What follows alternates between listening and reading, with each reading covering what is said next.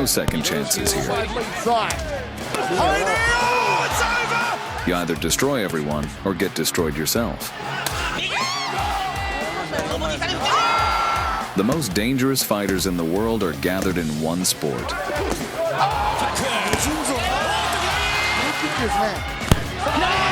In this video, you'll see a compilation of the greatest kickboxers in history. This is Boxing Game. Here we go. Обрабатывает лоу-киками, попадает навстречу.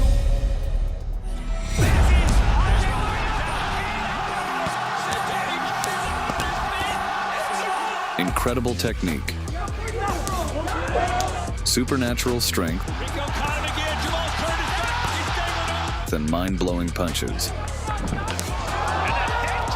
All these qualities nature has gathered in one man, Rico Verhoeven, the greatest kickboxer of our time. In this video, we will tell you about his journey to the top of the world kickboxing food chain. Get your popcorn. Here we go. In 2015, Verhoeven faced Romanian fighter Benjamin Adigbuoui at a tournament in Amsterdam. Coming from the homeland of vampires, Adigbuoui desired to drink the giant's blood. Schedule for 5. The fight started, and Verhoeven showed Adigbuoui no hospitality. Oh, nice answer. Everything. Varying his attack high-low. Adigbuoui being very economical, but is it too? And further, Rico introduced him to a local legend, the Flying Dutchman. However, the Romanian vampire was still resisting.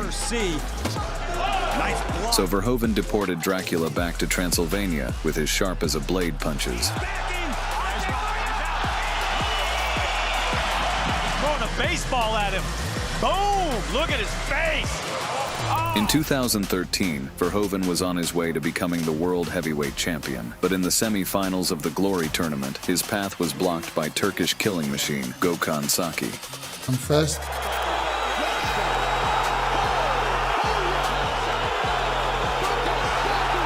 I'm explosive. He's a warrior and he's coming forward. Left hook. Saki was the first Turkish fighter to hold the K1 and European Muay Thai titles. Moreover, his punches were so powerful that they were called Saki bombs. Fighting like this on U.S. Network, so get ready, fans. But as the fight began, the illusions were dispelled. Yes, I mean, under the big lights of America here. Knee up the middle by Verhoeven. The Dutchman blew his opponent to the floor like a wilted tulip and didn't give Saki any chances to win. And soon Turk realized that there would be no resort here, and it would not be possible to win fairly. Saki again over-aggressive. The dirty rat almost deprived Verhoeven not only of victory, but also an opportunity to have an offspring, and then taking the unfair advantage, even tried to finish the giant, who was squirming in pain. Then for the rest of the round, the scoundrel continued to batter the giant and show off his anti-air weapons. He's going to enjoy this edge right now. You can see the speed advantage of it, the side. The winner must win 2 fights in one night. Walks away with the belt and the 250 in the making here in Chicago. Spinning back fist by Saki lands. But after the break, Rico got up his spirits and started a real show of punishing the sneaky rat, turning him into a kebab with his punches. Seconds left in the round. Body kick by Verhoeven, terminated. Inside low kick and a left hook. In the end, the Dutchman sent Saki to the red light district with his trademark Flugegeheime. Combination against the bigger Verhoeven, and that is where left hook to the body and a left decision. As you look at the results of the crowd starts chanting, Saki is Verhoeven on the attack. Rico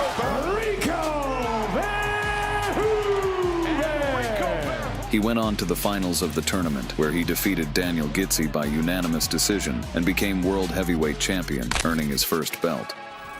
Peter Aerts is a living kickboxing legend who has been at the top of the food chain for 20 years. We are seeing everything. I'm sure that this young player. Our hero challenged him, intending to bring the sunset of the Aerts era closer. In 2013, the two compatriots met at a tournament in the land of the rising sun. Japan has always been hospitable to the Dutch. At the time, 24-year-old Verhoeven was in the prime of his career, while 43-year-old Aerts had a lot of experience in his favor. The bell in round number 1. The bell sounded, and the fight began with aggressive strikes from Aerts. However, Verhoeven was not going to spare the veteran and kept dropping him with his stunning low kicks. High kick by Aerts, a body kick by Aerts. tie him up and not win this fight.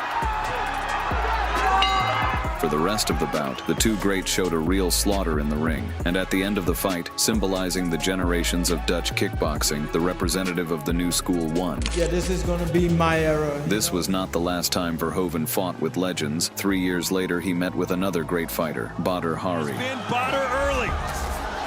Oh, Rico's opening up now. Stay with us, and you will see their fight, which became one of the most spectacular in the history of kickboxing. The judges scored that. All five giving it to the champ. Oh, and a high kick. And we're moving on. At the Glory 17 tournament in Los Angeles, the Dutchman faced Daniel Ghita, nicknamed the Wild Samurai, and that nickname was fully justified. And down goes.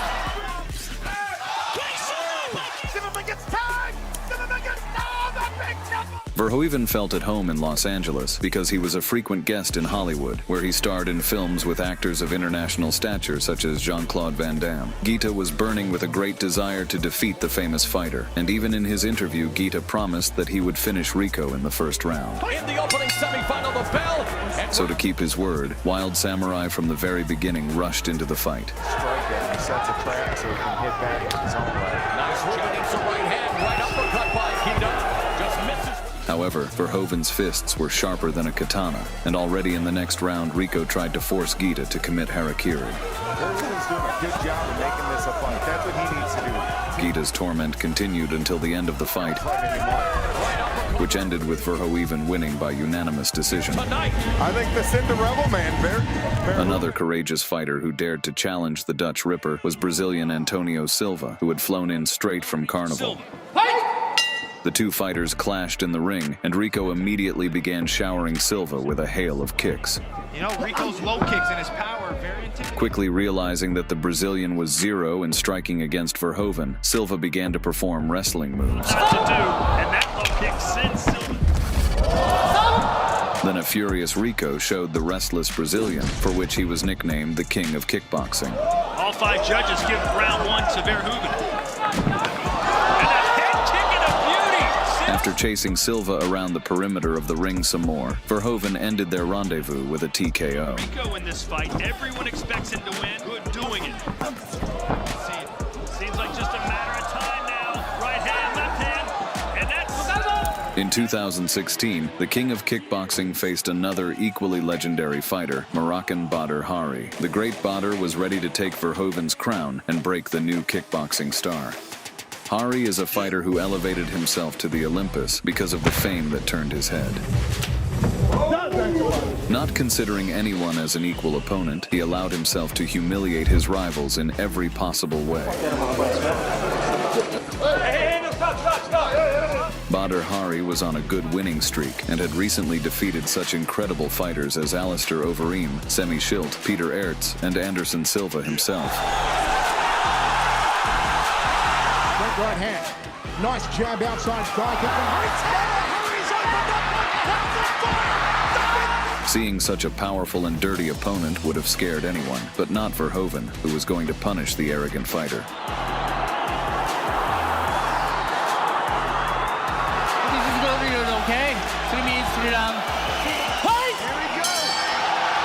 The fight started, and the two kickboxing legends put up a real war for the throne. Next, Badr Hari began bombarding the giant with his missiles. Rico just misses. But it wasn't enough. Rico wasn't going to stand as a statue and responded with powerful blows that disabled Hari's missile system. Another blow hit the target and traumatized the villain, and the Moroccan couldn't continue the fight with a broken arm. Executive Officer John Franklin. After this fight, Rico Verhoeven continued his winning streak, destroying one opponent after another.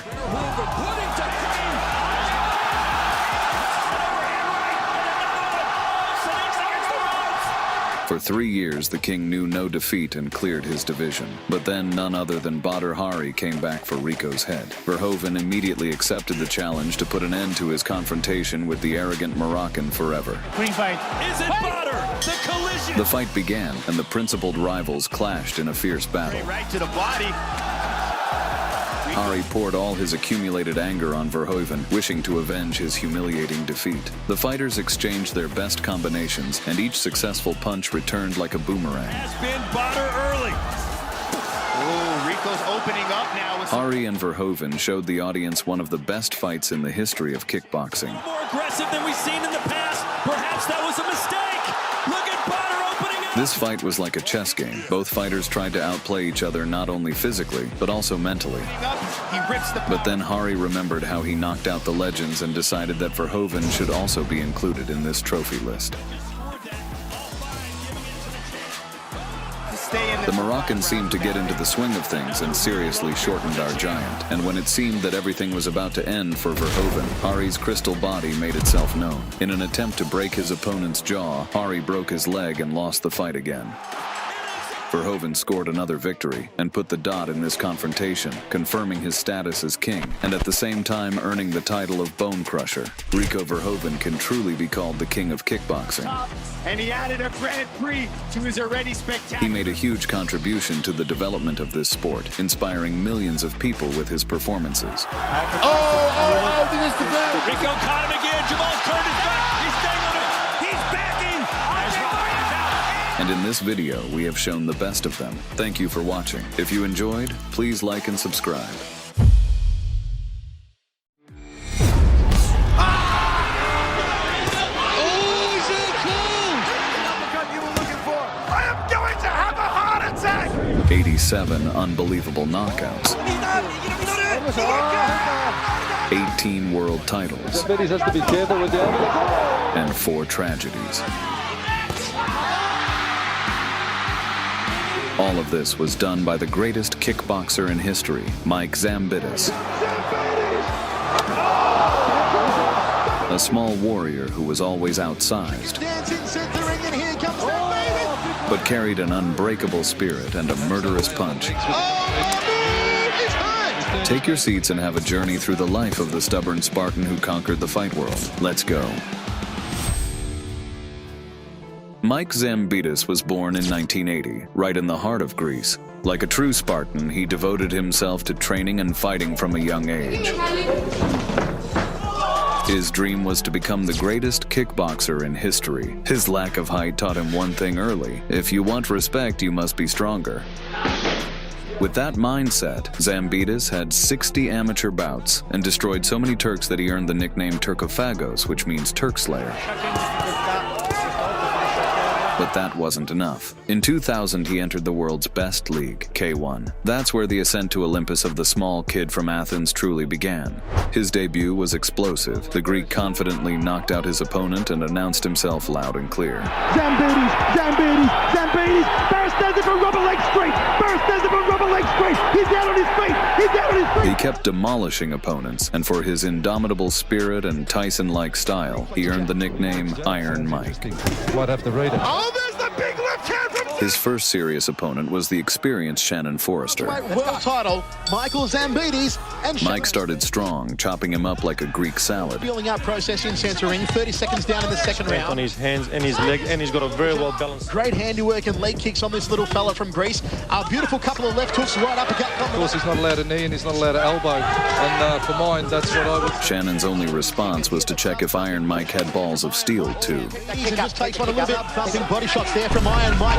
Zambidis and just takes one. That move enraged Zambidis, and moments later it was run, Forrester, run, straight into the afterlife. Got him.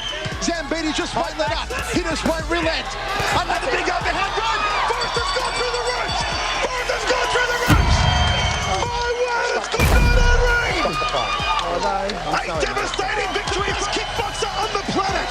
Iron Mike Zambidis. Well, Zambidis just an absolute ball of power. Michael Zambidis. After that triumph, the Greek began smashing brains of anyone standing on his way, like King Leonidas himself. But one day, Ozan blocked his path. At the press conference before the fight with Mike, this shameless villain tried to provoke and blind Greek's mind with rage. I'm not gonna do nothing. I'm not gonna do nothing. If you think you're tough, come on. If you think you're tough, come on. Come on. Come on.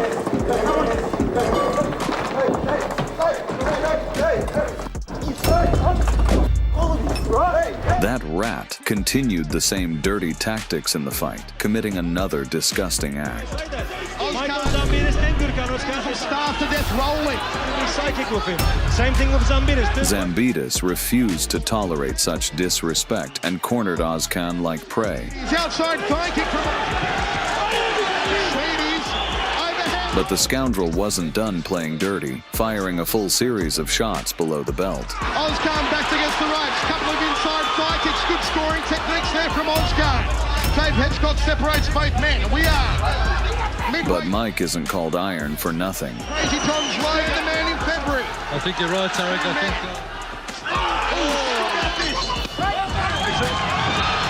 After that, enraged Zambidis unleashed a strike of punches too devastating to bear, seemingly aiming to execute the rascal. Because then, Ozan thought that his lover was standing in front of him. Focus a little bit more. Oh, Zambidis gets a kick. Zambidis didn't appreciate the affection and continued serving him a lunch of punches, and somehow Ozan survived the apocalypse. In the world, he can do it like this, folks, and he's straight right hand from Ozan. Let me outside. He's at bay. And not only that, if he catches him with a push kick, he's going to score. Here we go.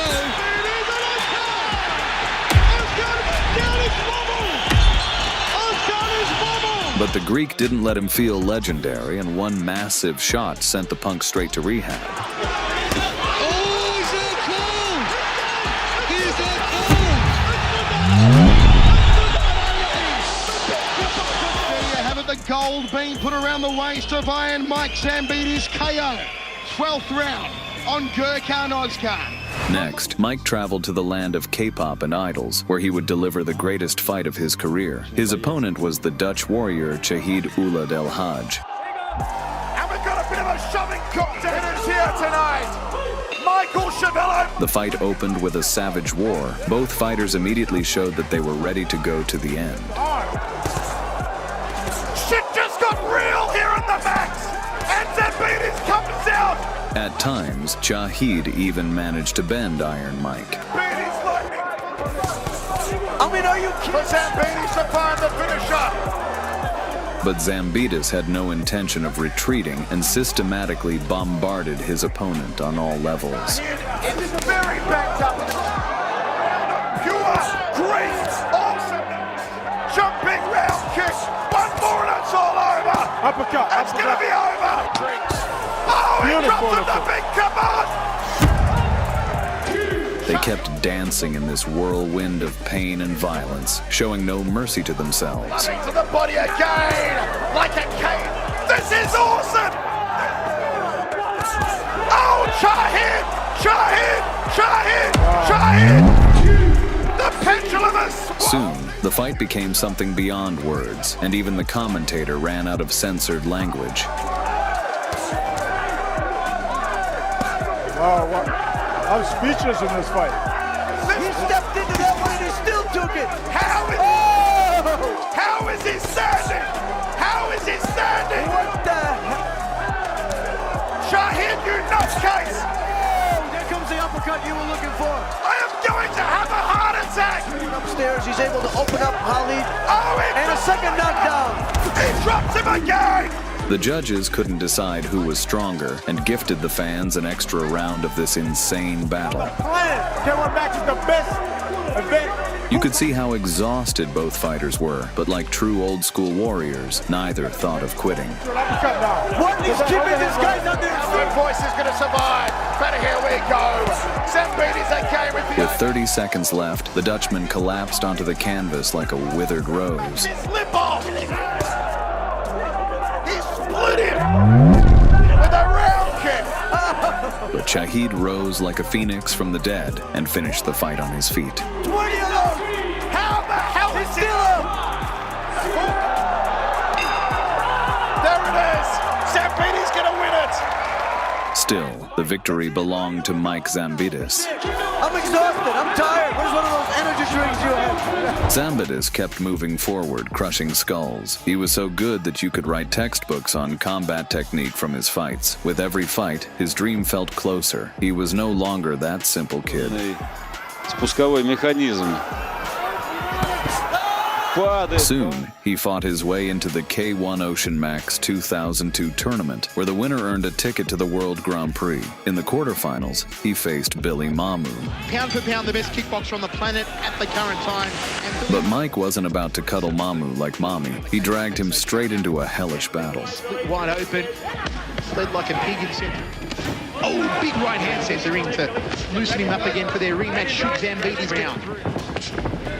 Body shot, head shot from Zambidis. Big hello to Gary Munoz. Zambidis beat the poor guy like a heavy bag and got his early ticket to the semifinals. Perhaps nailed the legs with He's hurt! He's turned his back. He hurt Hammer, shaking his head, he wants out of there. Hold on. Poor Fifield's got the towel, it's been thrown in, it's all over. There, he met a truly dangerous opponent from Turkey, Cenk Behic. And we're back into it now, Zambidis. The bell rang, and Behic immediately charged Mike with heavy shots. Australia and Greece. Behic trying to kick from Behic. Another one, beautiful evasion skills from Behic. But the Ottoman descendant clearly didn't know Zambidis' first nickname and didn't expect such savage resistance. Zambidis going for the good 9-0 ring. Kick there from Zambidis, up from Behic to the lead thigh. One to the ribs from Behic. Behic trying to lock him up and work him up. rules clearly does say that you're not allowed to push people. Mike Zambidis. Power pack. Rockers, Behic goes down. Left round kick by Behic. Jumping knee, he caught him again. He caught him again, Behic's hurt. The height difference. His forehead is right there.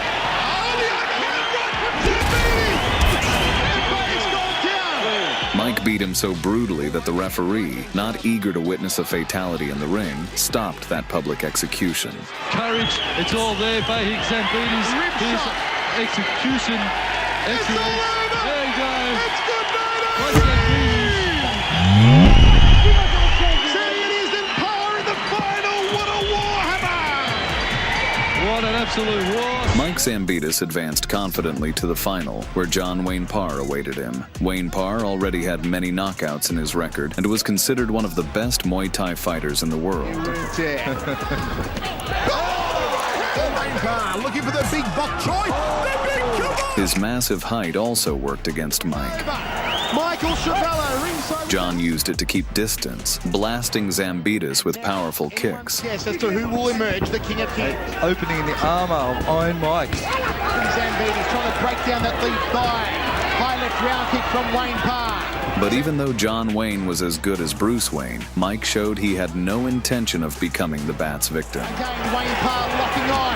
Oh, Zambidis the other hand right. Wayne Parr's been stunned. Wayne Parr was stunned by it. He's going to have to keep that left hand glued to the side. Going downstairs again. Oh, left hook right hand combination. After a good portion of Mike's strikes, fighters had a violent exchange using their best weapons. Overhand right again. And Parr latching onto the back. Body shots from Zambidis. Zambidis got to get out of there now. So far, hammer after 30 seconds. It's an extension round. Oh yeah, body shots. That's a very strong fight right in the middle. I think this could go for the extra round. Zambidis all over him now. Overhand right, they're slinging it out. Hammer and tong. Always back to goal. Their stamina was at the limit, but the Spartan pushed his limits, knowing it's better to return with the shield than on it. Twice for Zambidis, just whistled past him. Body shot from Zambidis. Overhand right and again. Short left hook in close from Zambidis. There from Wayne Parr. Overhand right. Zambidis changed it again. Here comes Iron Mike. Here comes Iron Mike. The defensive front kick from Parr. Oh, dropping right hand from Zambidis. 45 down. Overhand right Zambidis. Body shots. Uppercut 40.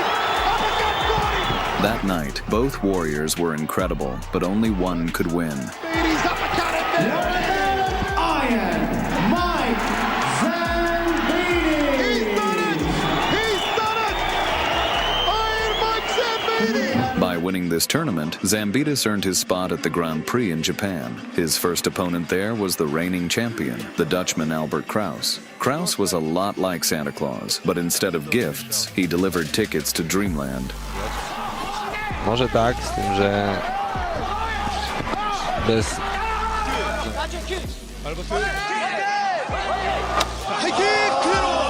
But Iron Mike didn't care whose head he was taking. The fight began, and the Greek went full Superman, and it worked.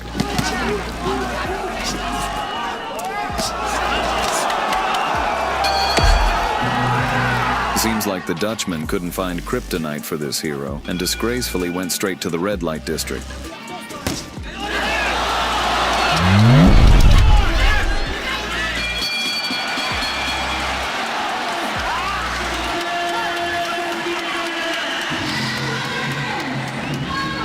In the quarterfinals, he faced the Japanese star Masato. Masato gave the Greek a hostile welcome on home soil, charging recklessly from the start.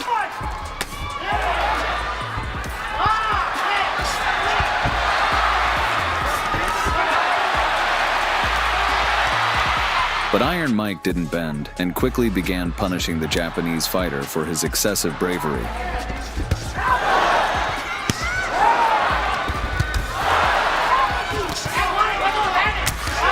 Masato pressured Zambidis relentlessly, but the Greek answered every single attack.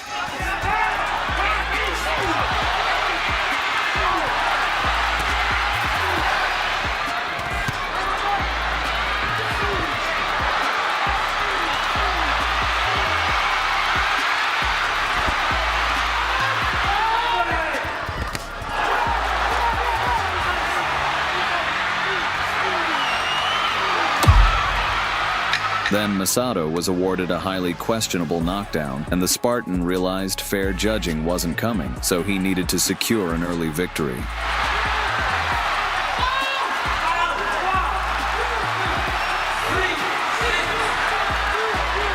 From round 2, Mike fully adapted to Masato's style and confidently took control in that stretch.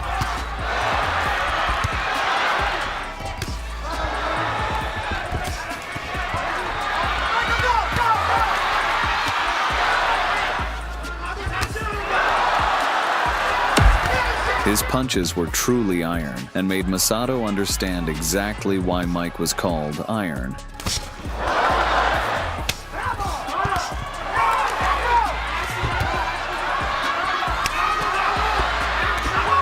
In the final round, the speed difference became crystal clear.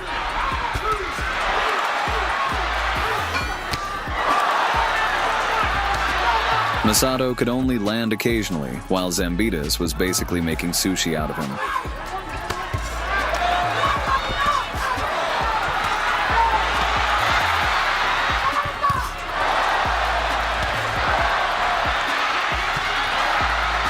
Shockingly, Masato survived to the judge's decision, who shamelessly robbed Zambidis and gave the win to their compatriot, who later went on to win the entire tournament.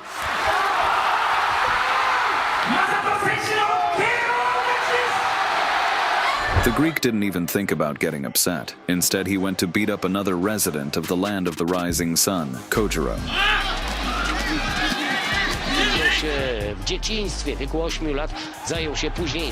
Zambidis was used to opponents being taller, but Kojiro was the real cheater in height game. Still, Zambidis flattened that skyscraper like a magnitude 10 earthquake.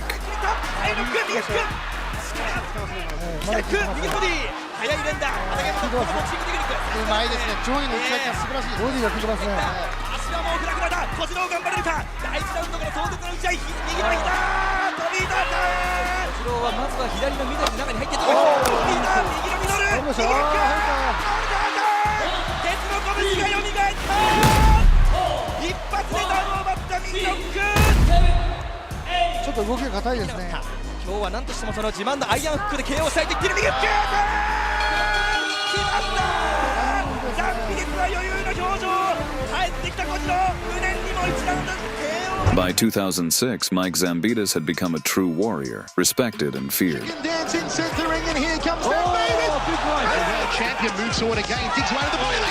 He's rocked that ball, knocked down, and it's all over. He's gone. He's gone. But his dream of becoming the greatest was still far away, and the fastest path was to defeat the god of Muay Thai himself, Buakaw K1.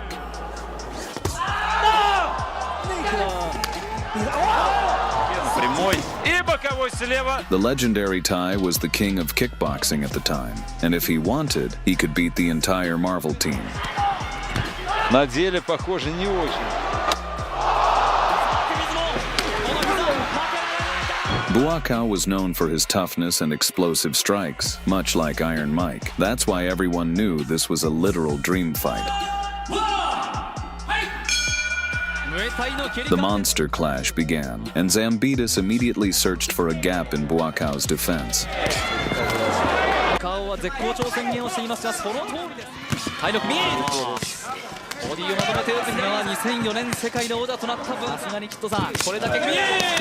But the Thai's technique was flawless. He calmly waited out Mike's kill shots and countered with razor-sharp strikes.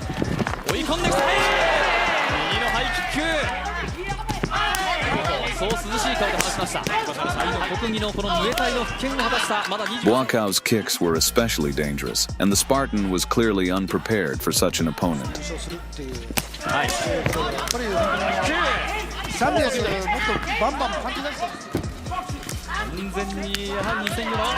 All Zambidis could do was attack the body and desperately avoid critical damage.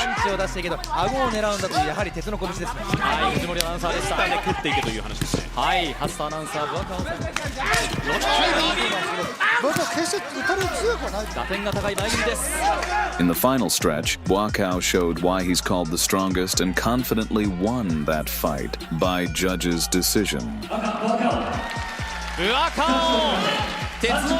After that fight, Mike realized his power wasn't enough to achieve his dream, and he doubled his training. Returning to the ring, he burned through his division like a wildfire. At the same time, a real headhunter appeared on the horizon, Stanley Nandex. Nandex now on the back. Nandex circling the perimeters of the ring. Overhand right. Oh, there it is! Their fight was supposed to be legendary. On the inside, trying to take the body and head. That's going to be the head. But in the ring, the Spartan proved Nandex wasn't even close to his level. Instead, outside fight headhunter. Oh, jumping headhunter, especially to the legs and ribs of Zambidis. Oh, he won Zambo and a looping left jumping knee. He's caught him. He's caught him. He's caught him. Unleashing a barrage of airstrikes, Mike sent Stanley into such a brutal KO in round 2 that even his great-grandkid's head will feel dizzy. Here comes Zambidis! Oh, here comes the big kibosh! The big kibosh! The big kibosh! He's done it! And he is still, pound for pound, the best kickboxer on the planet! That victory opened the door to an even more famous opponent, Norafumi Yamamoto. A former UFC fighter who was known for his deadly left hook.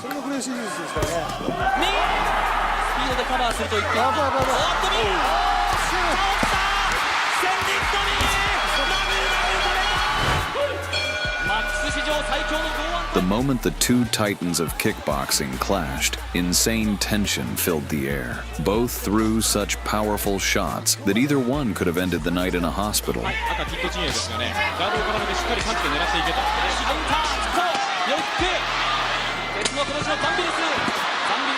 But as time went on, Zambidis' victory became clearer and clearer.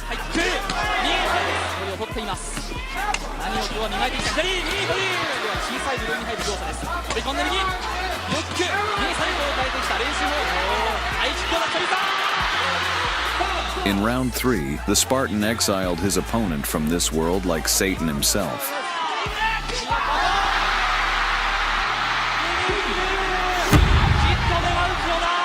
The Japanese fighter's family was so terrified they could barely hold back tears. Soon, Mike Zambidis fought many more battles, and most of them ended early. Reflex Jack sounds interesting. Might have to read it. Oh, there's the big left hand from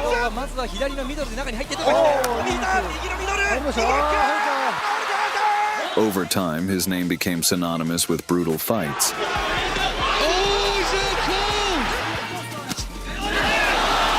He won 18 world championship titles in his career. Zambidis! Oh, here it is! The big kibosh! He split him! If anyone deserves to be called the greatest in kickboxing, it's Mike Zambidis. Write in the comments if you want part 2 with the full story of his journey. This was Boxing Game. Thanks for watching.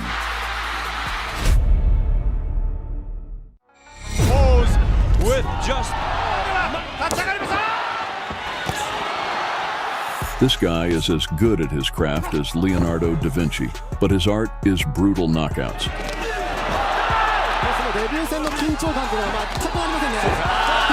Tenshin Nasukawa turns any fight into an incredible show, and like an experienced executioner, he beheads anyone who gets in his way. The cheeky Japanese who knows no defeat has had a lot of amazing fights, and in this video, we will show you the best of them. Call all your friends to the screen as the show is about to begin.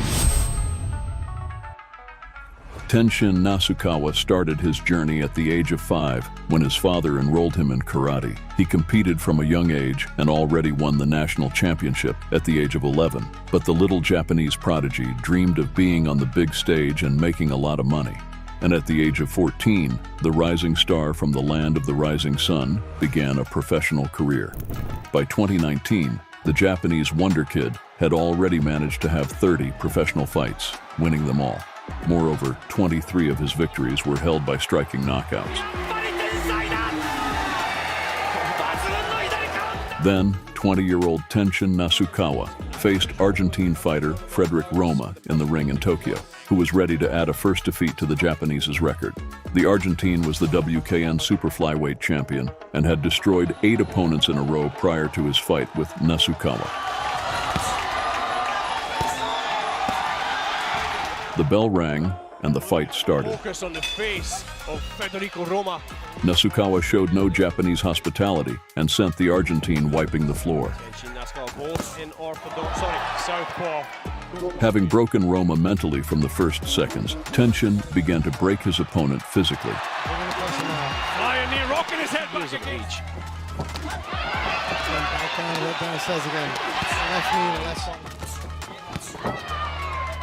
Nasukawa began to feed the Argentine with punches. Like with a local guy, doesn't seem to have a clear vision. And for dessert, he served the dish right into his mouth.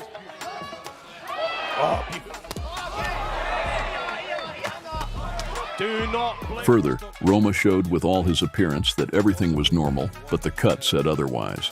The fight continued, and the Japanese, having accumulated enough chakra, used the executioner's jutsu and sent his opponent into the shadow reality. Is the classic Tenshin Nasukawa pose with just 90 seconds. Ooh. A little of a capoeira type kick. Ending the fight with a stunning knockout, Nasukawa added another victory to his record. Who he will face in July this year. He had trouble making weight. In 2017, Tenshin had the chance to face a true living Muay Thai legend, the unstoppable beast Rotang Jitmuangnon. Rotang was, by then, the 1 flyweight Muay Thai world champion and was riding a 13-fight unbeaten streak.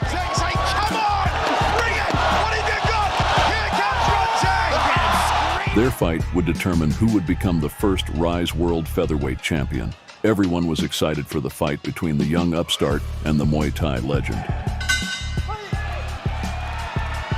The fighters started the bout eagerly, as each of them was hungry for victory.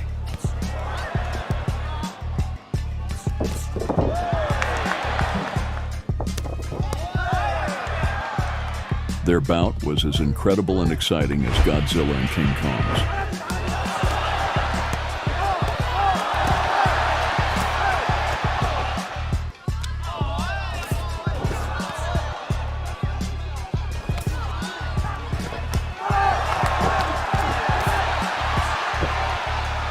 The fighters exchanged their best blows. It was a battle to the death.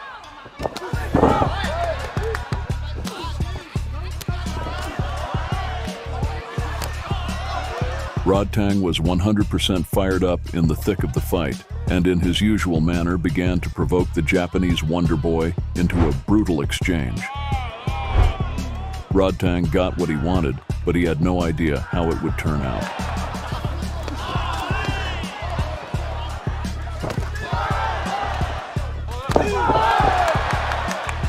last round came to an end, and everyone was waiting for the judge's decision.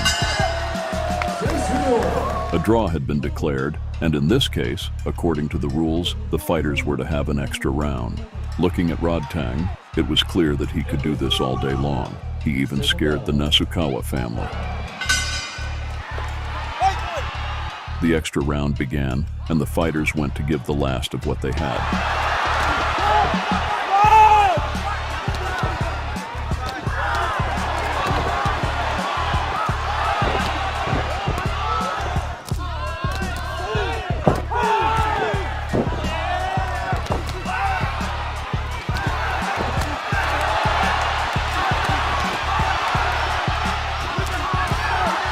Any mistake meant the end, and none of the fighters could afford to lose.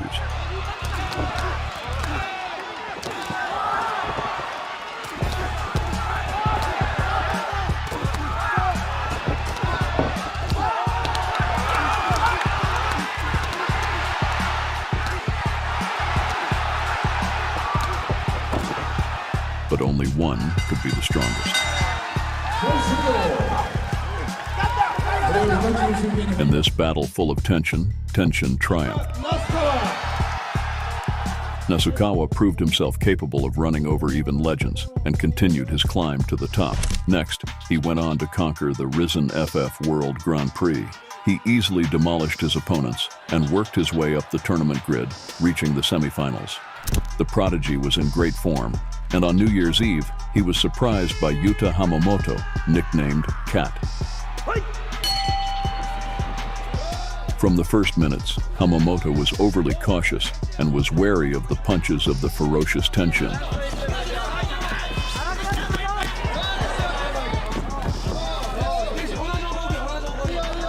The Cat was even less afraid of water than he was of missing a blow from his opponent. Once in a while, the coward tried to face his fear, but only received powerful blows to the face.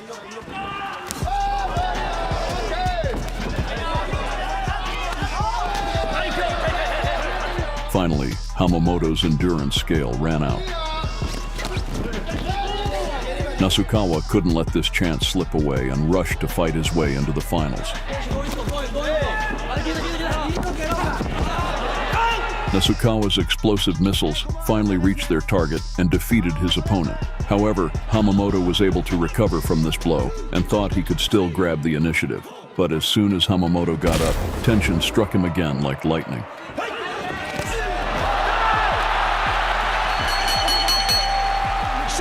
After that, the poor guy would have to make an appointment with the dentist, maybe even get some psychological help. But Nasukawa didn't achieve worldwide recognition right away. Many haters said that Tenshin wasn't that scary and dangerous. To stop him, all you have to do is watch his footwork. So Nasukawa was going to prove to everyone that his boxing also deserves respect. To do so, he challenged former boxer Kizumon Saiga, who had recently come into kickboxing.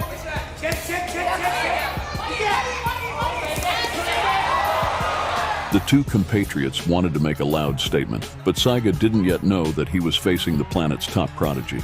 As soon as the bell rang, the two warriors from the land of the rising sun clashed in a fierce battle and crossed swords like samurais. But once Nasukawa started fighting seriously, Saiga began to look like a defenseless child.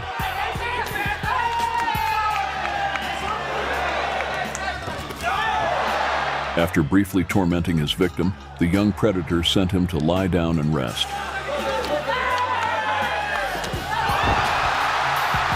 With a powerful left cross, Nasukawa sent his opponent into the Phantom Zone and proved to the world that dynamite is not only in his legs, but also in his hands.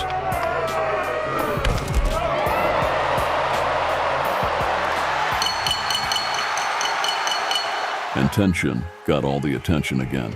But Japan's Bruce Lee knew how to deliver a show not only in his prime, but also at a young age. So, when the rising star was just 14 years old, he made his first kickboxing debut, where he faced compatriot Tomo Aramatsu. The command fight was given, and the fighters clashed in the middle of the ring. Kid Nasukawa began to press the opponent, and after 10 seconds, Aramatsu was on the canvas. And at that moment, Aramatsu made the worst mistake of his life, deciding to get up after such a hard knockdown. As the battle continued, the Japanese prodigy covered him with gunfire from the punches.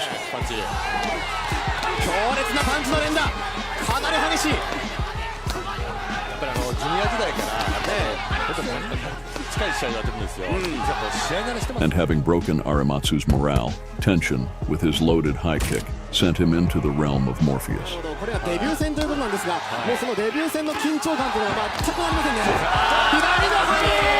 Finishing the fight early, he was able to go home to watch a couple of episodes of his favorite anime.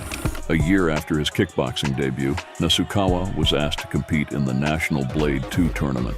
There were no vampires there, but the roster included some of the scariest characters. One of them was one of the greatest kickboxers ever, Taiku Naito. Their fight would determine who would go home with the honors of victory and who would commit harakiri. The fight started, and Naito was more active at first, so anesthesiologist Nasukawa prescribed him a sedative.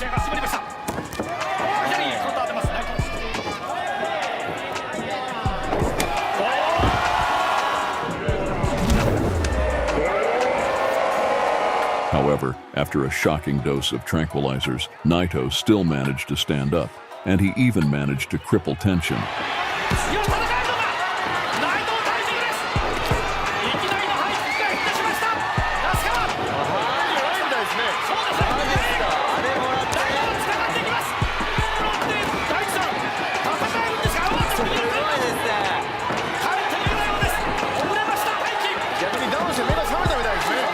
After messing up his opponent's hair, Naito incurred Nasukawa's anger and ended up on all fours.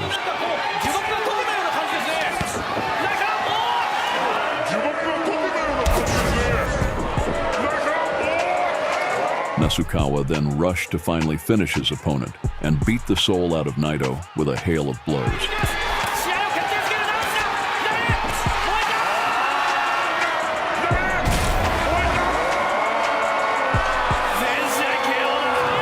That night, the 15-year-old prodigy won a brand new belt and a $25,000 bonus. Over time, Nasukawa has become someone you want to strive for and someone you want to defeat at all costs. One of those dreaming of stopping the formidable Japanese was Argentine Ignacio Caplanche. Caplanche was on a streak of 14 wins in a row and was determined to put another knockout on his record. But the prodigy had no fear in his eyes, and he was ready to dance a deadly tango with the Argentine.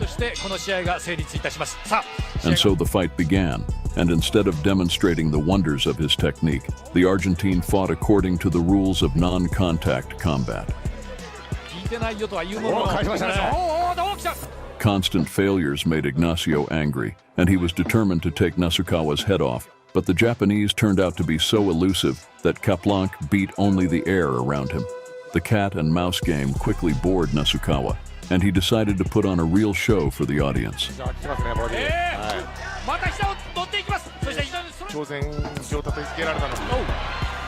To start, Nasukawa minced all of his opponent's organs.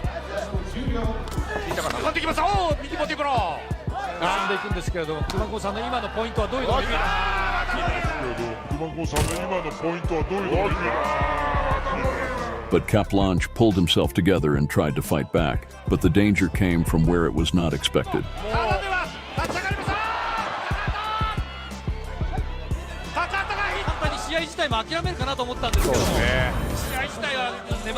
Even after that, the Argentine was still on his feet, showing incredible resilience. Nasukawa realized that he would not knock out the conquistador so easily, and decided to resort to his main trump card.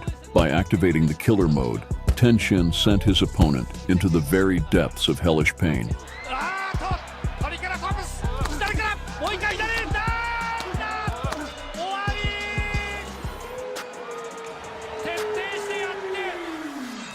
At the end of 2016, Nasukawa had one of his most high-profile fights. He faced the famous Thai fighter Wanchalong PK Sayanchai. Nasukawa, as befits a descendant of samurai, treated his older and more experienced opponent with respect. But when the fight started, instead of touching gloves, Wanchalong made a rat-like move. Apparently the Thai had changed his human form into a rat's instead of changing gender. Seemingly anything he wants, looking for a high knee there. Stunned by such a dirty act, Tenshin decided to teach the scoundrel who had lost his honor a lesson. For an entire round, the Japanese made rat meat sushi out of Wanchalong. Firing back, but eating blow after blow here.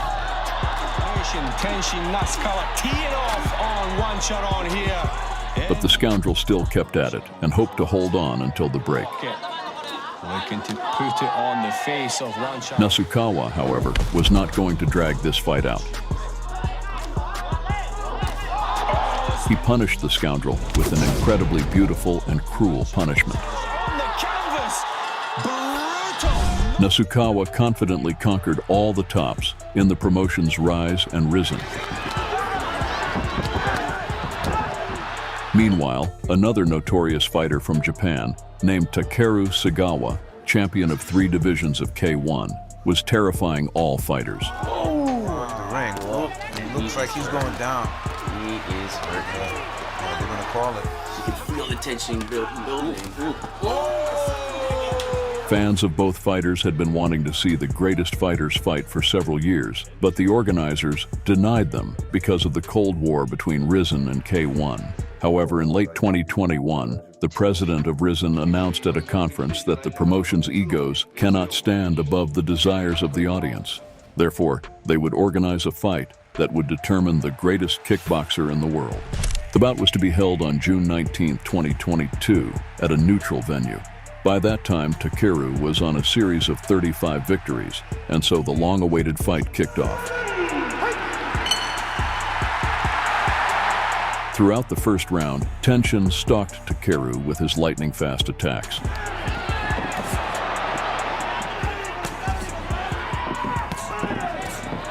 And then delivered a hot cross right to the point.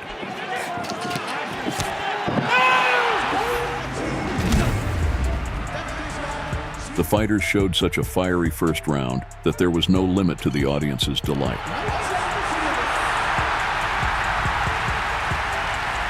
The fight continued, and Nasukawa performed his trademark combination, and then he gave Sagawa the Tokyo jab beatdown.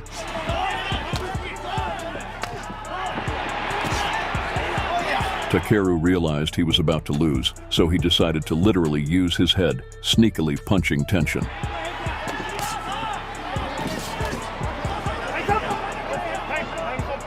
This sneaky blow blinded Tenshin and caused him serious damage. Nasukawa could not recover for a long time, but still continued the fight. It was only after his opponent's injury that Sagawa was able to fight Tenshin as an equal.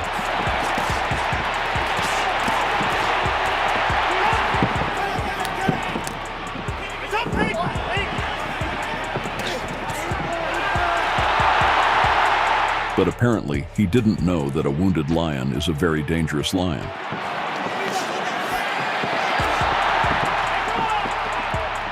The scoundrel miraculously survived the knockout, but he couldn't save himself from defeat.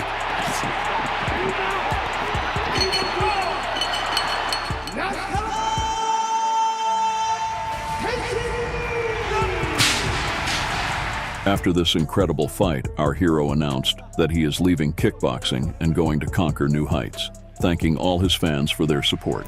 Ending in this video, we have shared with you the best fights in kickboxing of Japanese prodigy, Tenshin Nasukawa. After retiring from kickboxing, Tenshin moved on to boxing where he currently has 4 straight wins, but that's another story. Share in the comments which Nasukawa fight you like the most. Like and subscribe to Boxing Game. Thanks for watching.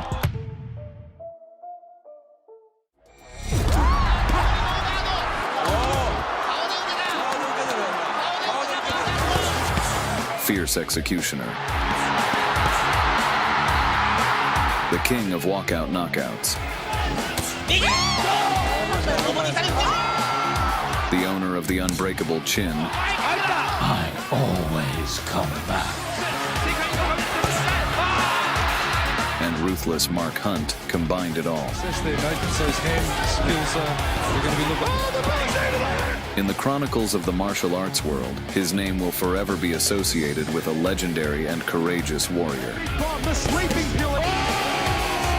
And this legacy he earned by being a real nightmare in the way of all opponents. And today we're going to tell you about the most ruthless knockouts of the Samoan wonder of the world in kickboxing. We're off to the hunt. Here we go. In 2002, fate arranged a fight for Hunt with a Japanese monster with the blood of brave samurai, ready to fight not for life, but for death, named Tsuyoshi Nakasako.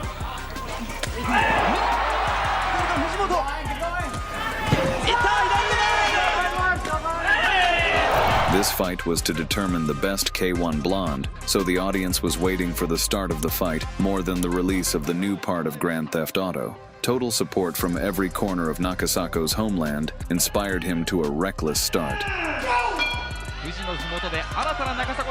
And the Japanese dominated throughout the first round, and in the second round he gave Hunt a taste of canvas.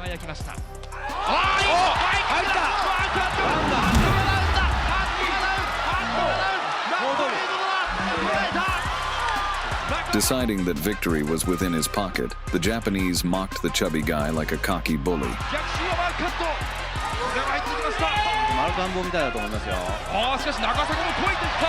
Hunt didn't tolerate Nakasako's insolent antics, and rising from the dead, he began to beat the Japanese's head in with his fists and began to enforce the norms of respect.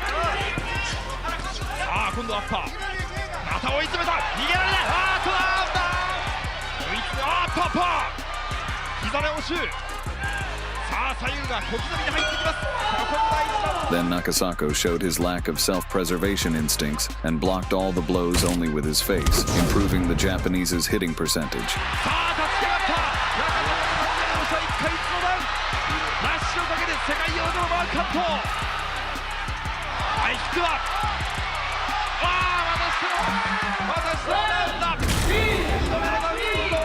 And in the end, Hunt severely punished Nakasako for his self-confidence by literally making tempura rolls out of him.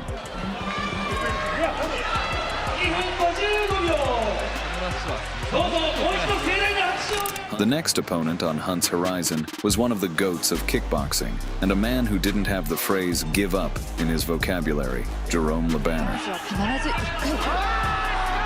Mark's fight with the French Tower is recognized as a golden classic in the kickboxing library.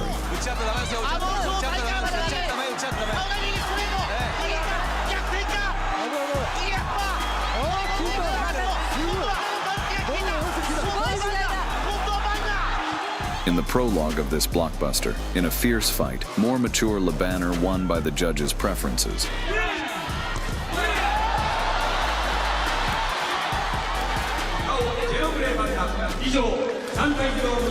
But a year later, having gained experience, Hunt volunteered to face the giant again. The spectators arrived at the famous Tokyo Dome Stadium expecting a funeral for the Samoan. During the opening moments, Le Banner wielded his arms and legs from a safe distance and was already preparing the banner of victory.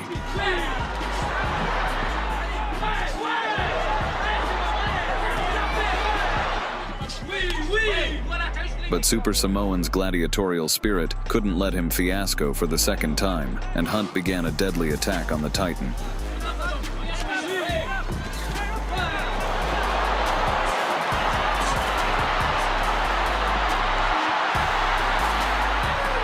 It seemed as if the Samoan was taking out all the anger he had accumulated from his tough childhood on the poor Le Banner.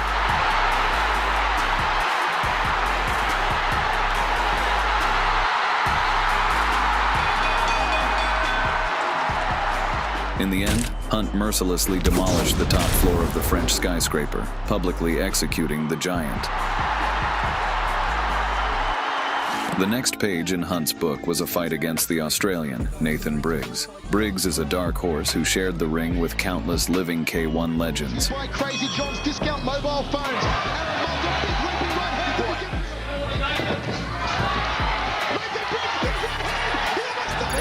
And nobody else in this line As soon as the bell sounded, the friendly Samoan chub turned into a serial killer, turning the ring into a torture room. Defending champ Mark Hunt.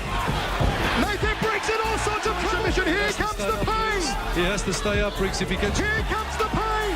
Hunt didn't torture the poor guy for long, and lightning fast fed Briggs a fatal knee, sending him into the realm of dreams. Says there, Nathan, so his hand skills are going to be looking... Oh, the base! Pandemonium here in centre ring. Mark Hunt.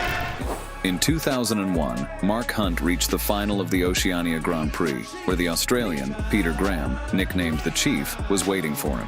The Chief was known for pouring blood sauce on his opponents' faces and arranging a real festival of violence in the ring. Double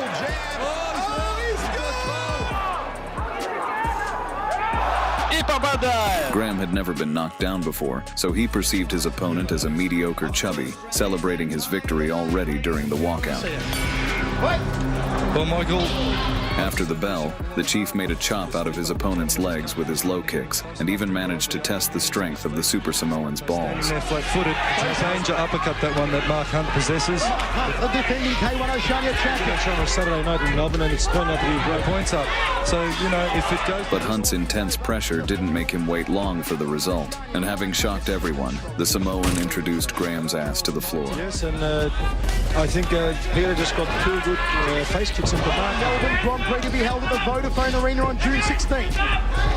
Will it be Mark Hunt? A lot of experience from that Japan fight, and he saw how serious these fights are in Japan. Will he put Peter Grant to sleep as he did Nathan Briggs? And Mark Hunt bringing home the bacon now. Oh, that's what we spoke of earlier. Peter Grant with a draw there from Mark Hunt. Hunt just dodges out of the way of the left hand and comes through the right hand of his own. Hunt then gave the audience a visual demonstration of what a body looks like when the soul leaves it. Into the final minute now of the fight. There it is. And Peter Graham's taking the trip down to that blue canvas. Mark Castanini, Mark. The Samoan became the best fighter in Oceania and entered the elite list of the most dangerous people in the world. Hunt continued his march for the heads of fighters from the land of the rising sun. But once a truly tough opponent stood in his way, Hiromi Amada.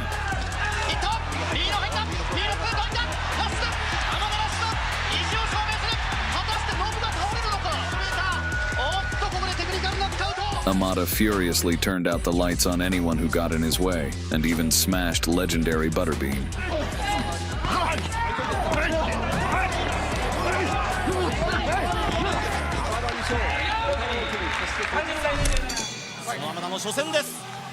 The bell sounded, and right from the start, our hero established the hierarchy in the ring.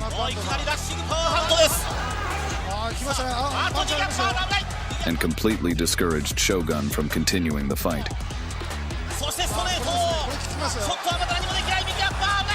Then Hunt, like a hunter, ruthlessly chased his prey. Eventually caught up with his prey and tore it apart with his fists of death.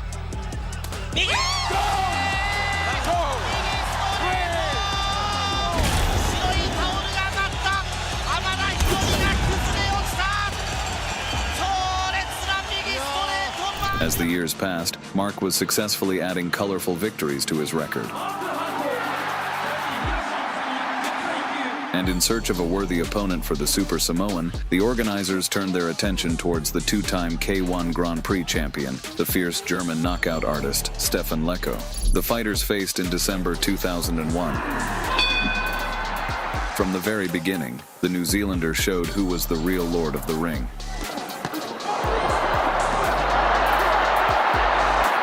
And continued to smash Stefan on all fronts until the bell saved the poor guy.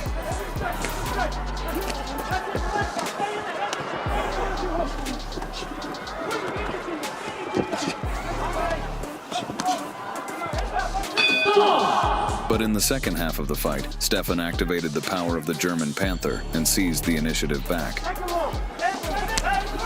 But this only enraged Mark, and in the next few moments, Hunt delivered the German the kiss of death.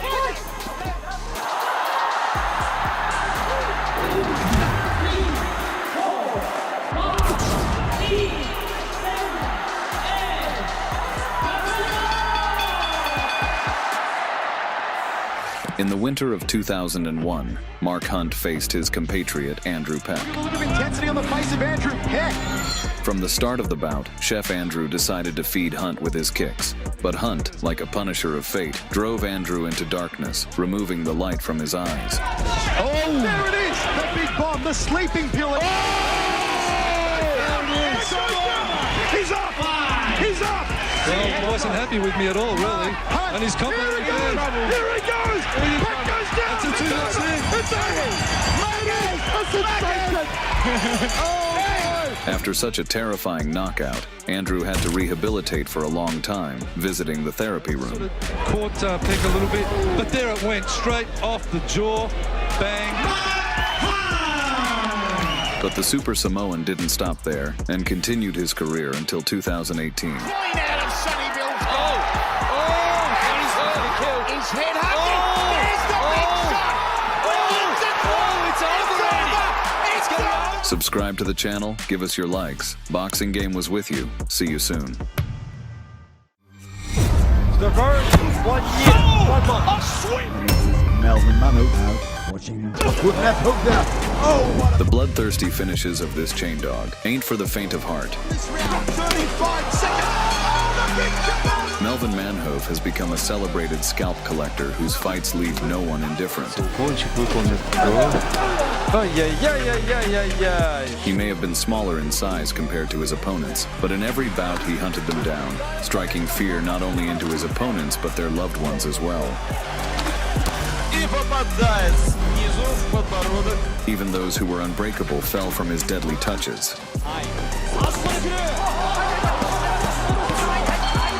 The Dutch Mini Tyson was driven by a thirst for torturous punishment on his opponents, and in the euphoric rush of violence, he would sometimes disregard the rules. Tune up. The verge, 1 year, 1 month. A sweep. Get ready to dive into the story of the most aggressive fighter of the 21st century, Melvin Manhoef, aka No Mercy. This is Boxing Game. Here we go. On the last day of 2008, during K1's collaboration with Dream at the Dynamite 2008 Kickboxing and MMA Festival, fate pitted Manhoef against his toughest challenge yet, Mark Hunt.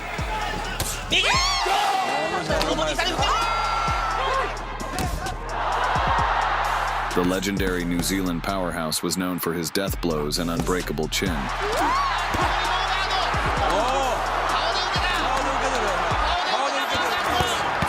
Hunt, in his signature style, began hunting for Manhoef's head, only to be met with a volcanic eruption of punishment from his opponent.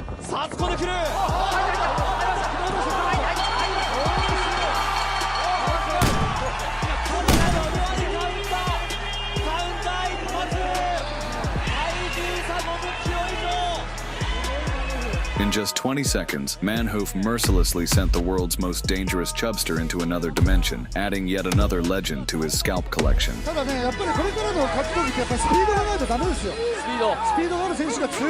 Back in 2006, Manhoef reached the pinnacle of both MMA and kickboxing simultaneously, instilling terror in his opponents on two fronts. After winning the Cage Rage Championship, the Dutch fighter defended his title against the intimidating tough guy, Evangelista Cyborg Santos, a man who'd survived many wars and even a high-profile marriage with Chris Cyborg. To Santos, Manhoef's aura of danger had no effect. And it starts. From the opening bell, the Warriors tossed their game plans aside and dove into a wild, all-out meat grinder, essentially performing a brutal plastic surgery on each other. Here we go, folks. Cyborg needs to be careful there because Melvin will capitalise on that. That was inside left into the body again, ducking under. The combinations of strikes, both guys are not hitting. This is a 2 foot from one another and they're swinging. Somebody's going down. Somebody's going down, and look like Cyborg landed by Melvin, big right. This is what the crowd and what he did against Anthony Ria. Guard up with his hands that low. Melvin got him good with that right hand. Melvin got him again with the right hand. Melvin coming forward, Cyborg. At one point, the Brazilian Cyborg managed to seize both the initiative and Manhoef's leg with a painful hold, but Manhoef's willpower was untouchable, and he broke free from the deadly trap. Cyborg looking for the takedown. And he gets it. He's, if time runs out, it's going to be a tragedy. Oh, saved by the... Well, you know, he didn't have... Once the cyborg had exhausted the last drops of his energy, I've got to be honest, Rob. I think he's playing the game. Cyborg needs one good knee or one good punch. No, he's got nothing left in the tanks, guys. Oh, what an uppercut as well. Manhoef decided the time had come. He unleashed a carnival of torture on the Brazilian, completely breaking him down. In the end, the chain dog went completely berserk, mercilessly tormenting and obliterating the cyborg, serving the audience a golden classic of absolute violence. This is unbelievable, both guys, nothing left. Look at wow! Look at this crowd. The crowd is on its feet. This is a world light heavyweight title fight, guys. Look at haymakers aplenty. Oh, big kick. Melvin with a big left, and a right, and a left, and a right. He sinks Cyborg. Cyborg on his back. Unbelievable. The rest called it. Unbelievable. Melvin Manhoef has pulled it out. Cyborg doesn't realize it's over.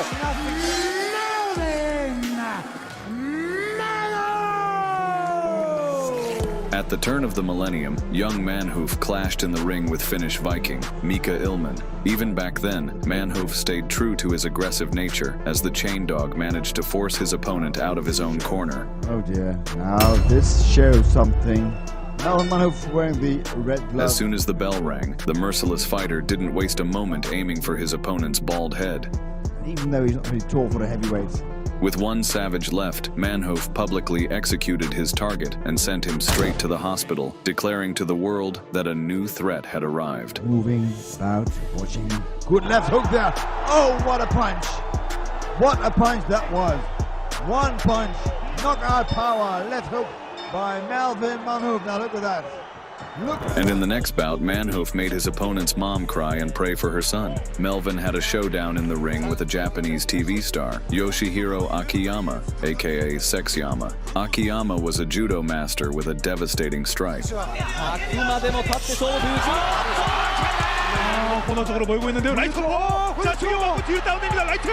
But the wild beast wasn't fazed. Treating his opponent like mere prey, Manhoef launched into a ruthless tearing up of the poor guy right after the bell.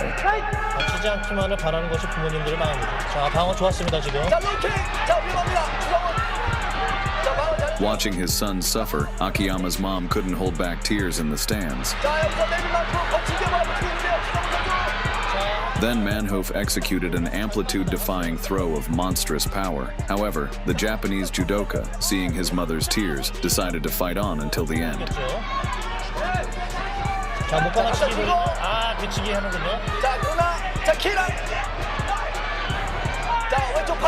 Manhoef made a fatal mistake by engaging in the element of the Japanese fighter, who seized his chance in the Dutchman's arm.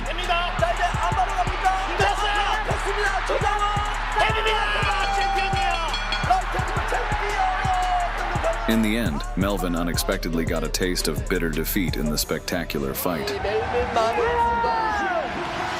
A year later, it was time for Melvin's return to kickboxing. Standing in his way was the fierce giant from Poland, Paul Slowinski, whose fights have become eternal K1 classics. How much is it going to help? KO coming in. He's got the daisiness right now. Andy, what do you think? Oh, there it is. And there short left hook. With an eye-catching walkout, Manhoef already secured the bonus for best performance of the evening, but the bout turned even more dramatic. In the semi-finals, he had an amazing 17 fights. Slowinski decided to play to his size, swinging his arms and legs from a safe distance. Later was in a dream ring, fighting. Say, when can I fight? When is my next fight? That's all you want to know. Doesn't put a count on him. Slowinski thought about the round kick and looked to switch it. Yet, the Dutchman, used to fighting big guys, found a loophole in his opponent's technique and delivered an emergency ass-whooping to Slowinski.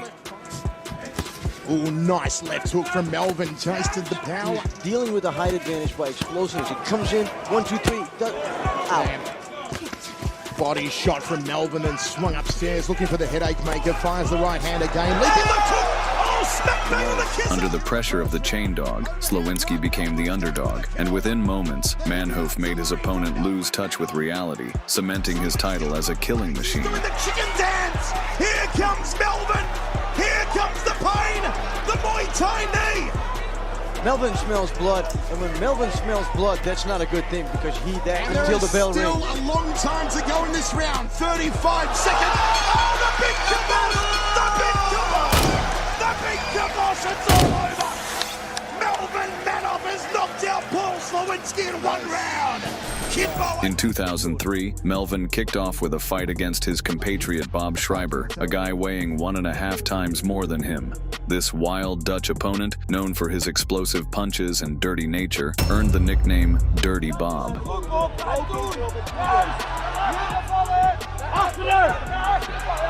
Manhoef hated the scumbag so much he didn't even shake his hand. He was only thinking about sending Dirty Bob to MMA bottom. And there we go. The fight unfolded exactly as Melvin had scripted. It looked like a schoolyard beating of a fat bully. Shriber moving forward. Melvin Manhoef circling around the veteran. And they're down. There is high kick by Manhoef, who is now really showing that he... Obviously, we expected this to happen. The explosion, the fast fury of Manhoef now going full out. Problems there for Bob Shriber, who is on the receiving end of kicks and punches. Incredible. Shriber, now we know why. He really means business. Once again, Shriber tries to go for the legs of Manhoef, but Manhoef much too fast. Hooks by Manhoef. But realizing that surviving the honest way was impossible, Dirty Bob spat out his mouthguard, taking an illegal break and shifting the aggressive tempo of Melvin. And like the mouthpiece of Shriber's sneaky plan briefly worked as he used his weight to slam Manhoef, throwing punches left and right. His only chance is here, on the floor. Full blows to the back of the head. Now Shriber can go forward and try to... This is where Shriber must fight. That's maybe a possibility. Throwing him to the floor, and now he Manhoef down to the floor, punching him in the face. Of course, you can see that Manhoef doesn't really... In the end, Shriber claimed a sensational, though far from clean, victory over Manhoef, a result that still sparks debate among fans. And he's almost unconscious. I think there's a big problem there. It's out. It's over. The corner of Melvin Manhoef is very upset. And you see Bob Shriber, the winner. In the fall of 2006, Manhoef's close buddy, the legendary and equally aggressive Badr lost to Russian Ruslan Karayev with a filthy low kick to the head. Pretty much that signed the seal for Graham, who got chopped out by Paul Slowinski in the semi-finals. A rapid-fire combination in the red corner, and the count's been put on Badr. He simple gave to Karayev. Shortly after, Manhoef and his friend got into a public brawl in the ring, prompting promoters, sensing big money, to quickly set up a scandalous showdown between Manhoef and Karayev. The Russian fighter, rightfully nicknamed Machine Gun for his ferocious fighting style.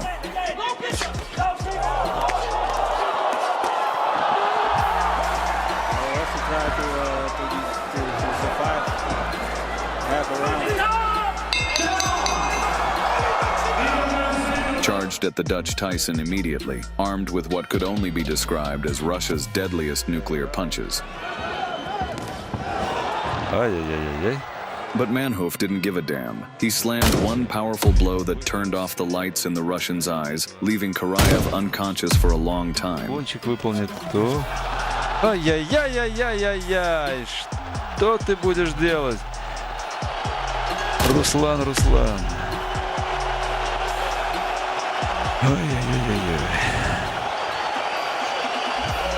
Despite the wild, aggressive aura of the chain dog, after the fight, Melvin even hugged his son with love, showing his softer side and respect for his fallen enemy. Второй мой бой в K1, и мне это очень нравится. Remy Bonyaski, the icon of aggression in kickboxing, staged his farewell fight at the end of 2017, facing off against his longtime nemesis. Dubbed the Flying Dutchman, Bonyaski earned his place among the GOATs of kickboxing with his masterpiece knockouts. Может кончиться этот матч. Вот, да, я... Оп! Вот это! Готов к защите. Вот это да! In the prologue of this blockbuster bout, the more experienced Bonyaski clinched a judge's decision victory in a fierce battle. Хорошо подхватил ногу и тут же... И вот тут же пошел в ММА.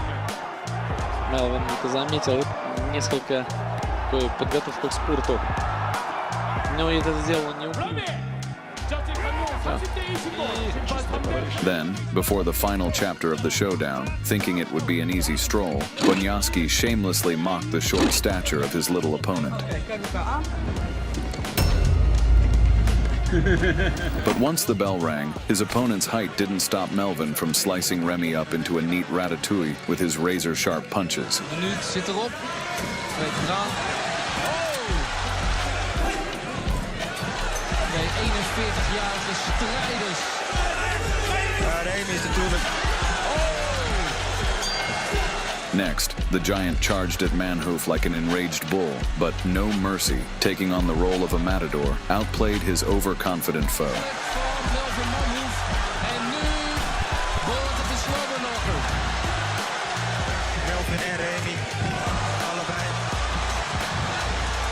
After that, Boyarsky, in search of that elusive fifth corner of the ring, realized he couldn't escape the furious Melvin and tried to hide behind the ropes. Maar tot nu toe zijn er duidelijke treffers.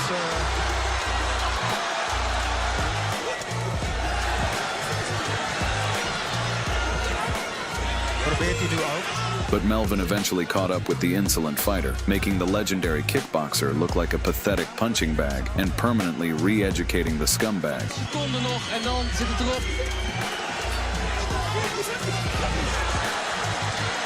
In the end, Manhoef bowed out in style, leaving an eternal mark on kickboxing history.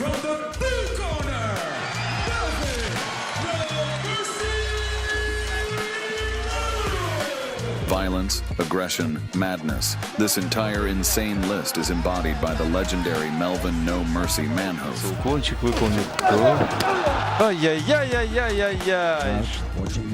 left hook there. Oh, what We hope you enjoyed watching this video. Tune up. The Girk, 1 year, 1 month. This was Boxing Game. See you soon.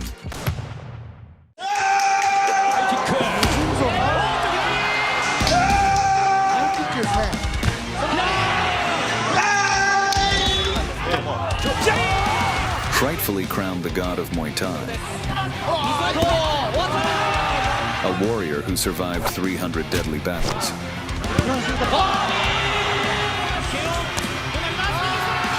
Buakaw K1 wasn't fighting for belts. He fought for blood and violence.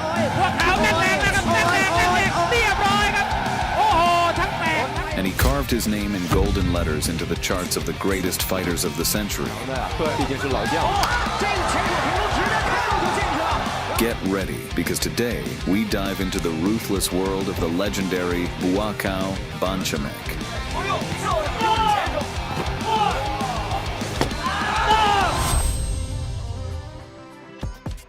Born on May 8, 1982, in a poor province of Thailand, Sombat K1 fell in love with the national martial art from early childhood. At just 15, he moved closer to Bangkok and joined the Parr Pramuk gym. That's when he took the name Buakaw, meaning White Lotus.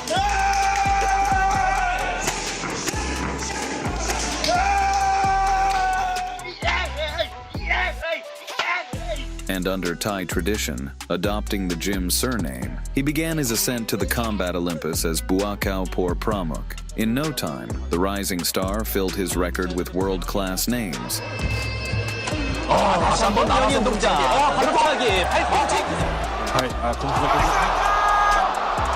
Naturally, this caught the attention of K-1, the world's premier league, and promoters wasted no time inviting Buakaw to the World Grand Prix.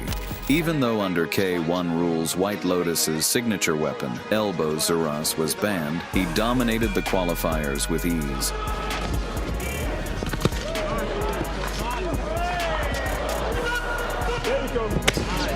In and out here. Early on in this, the first. He masterfully showcased the beauty of Thai martial arts to Jordan Thai.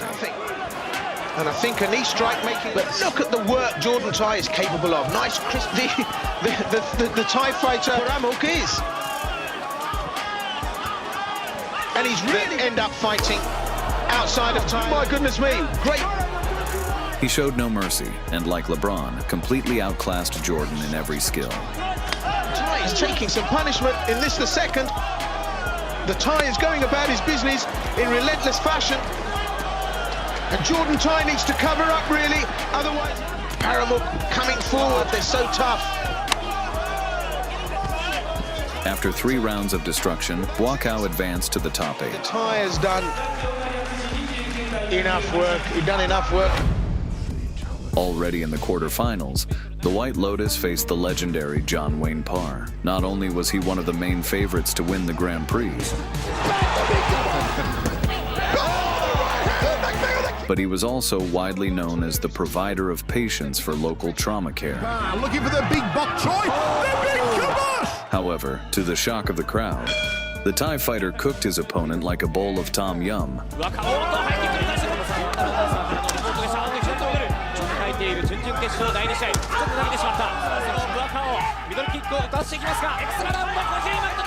And with that dominant performance, he advanced to the semifinals.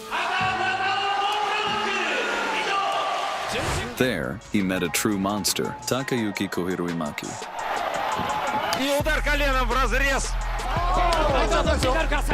who had just destroyed Mike Zambidis that very night.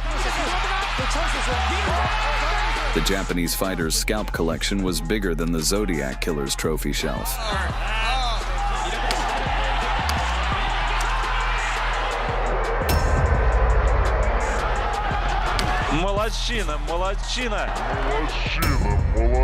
But from the opening bell, Buakaw took control of the center and dismantled Kohiruimaki with pinpoint kicks.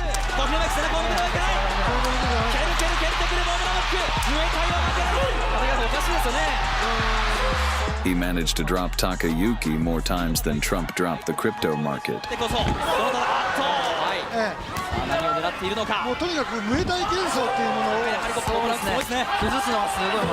Clearly unhappy with how things were going, Takayuki decided that the only way to win was to filthily injure poor Pramuk.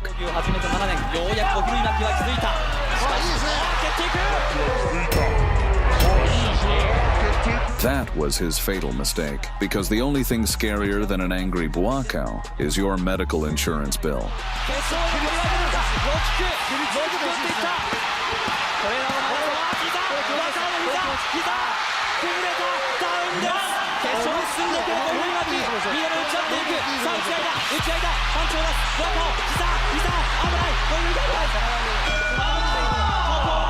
In the end, Buakaw sent the dirty rat to the canvas again, brutally punished the scumbag, and earned the chance to have the fight of his life.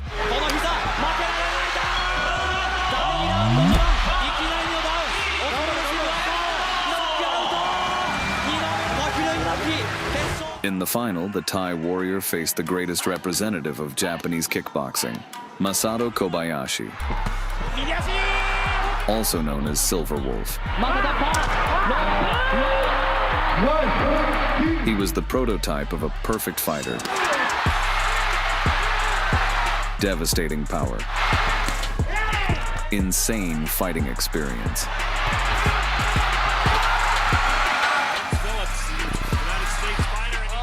On top of that, Masato had dominated the previous Grand Prix and entered as the clear favorite. That's why many expected him to eat Buakaw like sushi.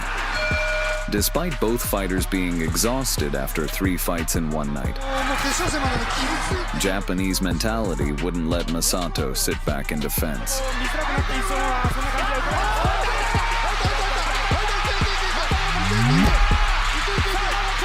Buakaw fired back with front kicks that shook Masato like an earthquake.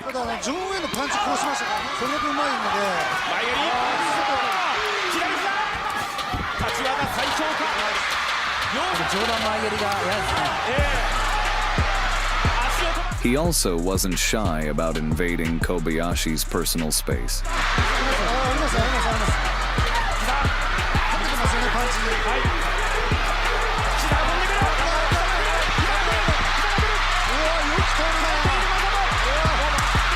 Silver Wolf rallied, dug deep, and re-entered the title race.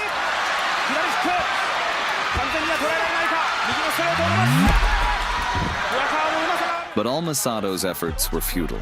Poor Pramuk kept trying to swat Masato like a mosquito.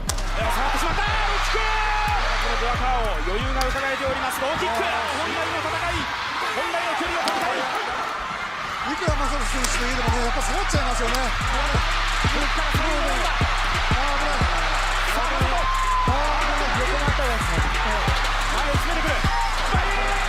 It looked like a new champion was about to be crowned, but then home judging showed its ugly face and gifted Kobayashi an extra round. But a furious Buakaw didn't let Masato clutch at straws, and he gave him absolutely no chance.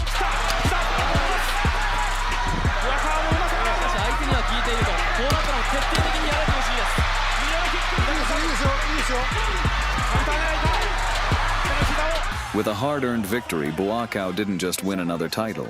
He took Muay Thai global and became a true national treasure of Thailand. However, after Buakaw's dominant Grand Prix win, league owners, desperate to stop his total reign, imposed restrictions on Thai fighter. Only one strike allowed in the clinch across all divisions. The impact was immediate in his fight against the experienced Kozu Takeda, nicknamed Steel Muscles.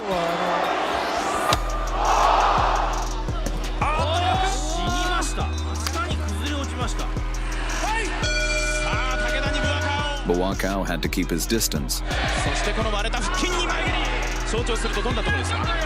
Sensing Parr wasn't himself, the Japanese fighter decided to quickly seize the moment.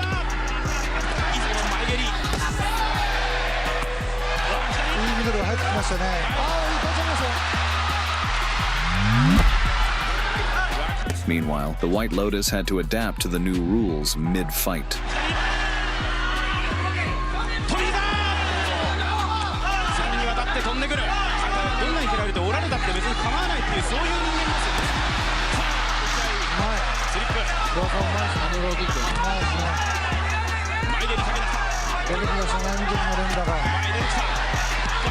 Still, Buakaw's path to victory opened in round 5.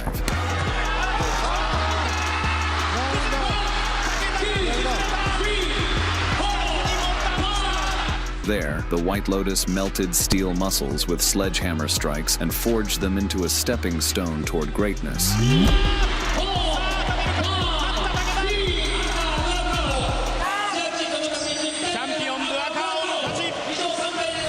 Fully adapted to the new rules, Buakaw didn't waste time expanding his record of rotten boroughs. Soon enough challenged the reigning world champion, Vasily Shish. As soon as the bell rang, Parr showed the massive gap in class.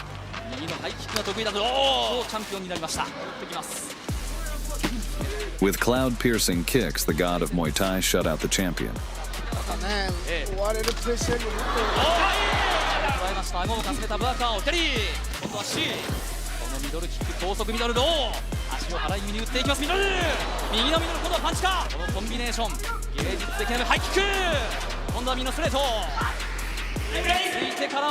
Proving that they can ban any move, but they can't stop the storm, called Buakaw. Ahead of the K-1 Grand Prix 2005, Parr faced the most savage predator of the middle division, Albert Krauss, nicknamed Hurricane. Он закончил досрочно нокаутом. Его сонливость куда-то делась и мощнейший хай-кик. The first ever K-1 middleweight champion, Krauss mowed down the heads of his opponents like weeds in the backyard. From the opening bell, Hurricane unleashed a storm of brutal strikes on Banchamek. Умение вести бой без сражаются, действительно, это его оружие. Then Albert rocked the god of Muay Thai hard. Поймал некое преимущество и не согласен, недоволен. But Buakaw wasn't about to give up the win and unleashed his main weapon in return, razor-sharp knees. На ринге Muay Thai чемпион различных турниров и очень его удары. Without giving Krauss a single second to develop a thought, Parr kept grinding him on turbo mode until the final bell. Мной боксинг стадион готовит атаку. И попался боксера. Yet the judges didn't appreciate the Thai's love for his opponent and awarded Krauss a controversial victory. Krauss. After a bitter defeat, Buakaw was furious, feeling completely robbed. Fate, however, was kind to poor Pramuk and matched them again in the semifinals of the 2005 K1 Grand Prix.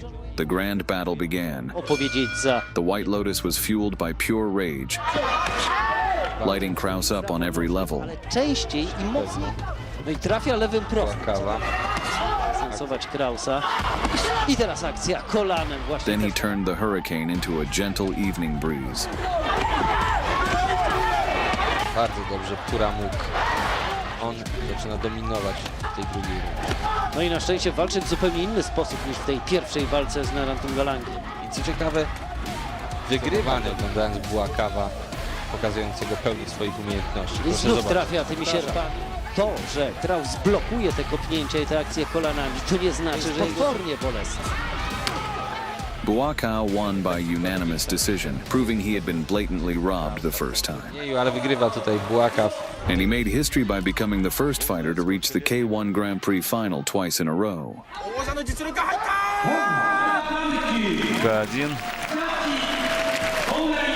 Waiting for him, there was a true monster living up to his nickname, Destroyer Andy Sauer.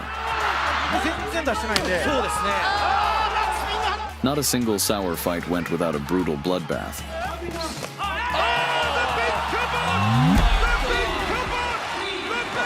And this time he planned to paint poor Pramuk's face.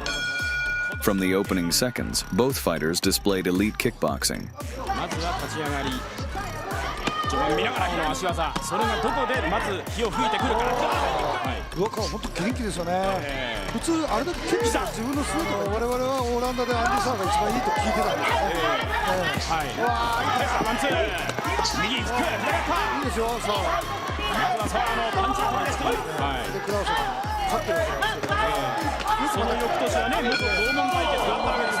Then, the White Lotus chose to rack up points in close-range combat to leave Japanese judges no room for doubt.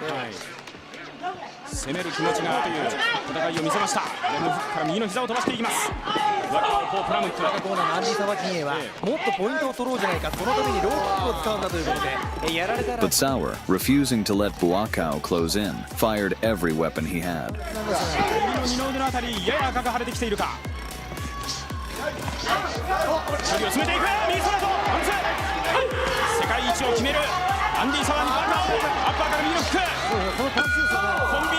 Soon, the two warriors unleashed a full-blown war, with the Thai clearly leading.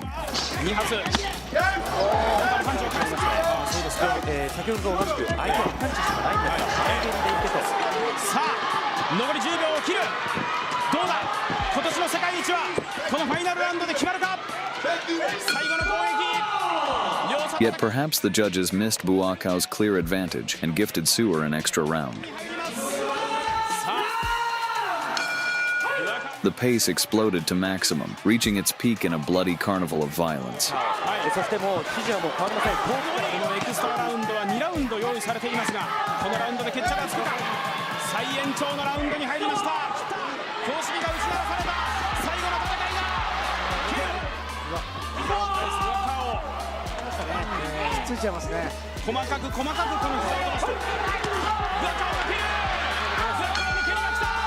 Once again, it went to the judges, and the entire arena held its breath waiting for the decision.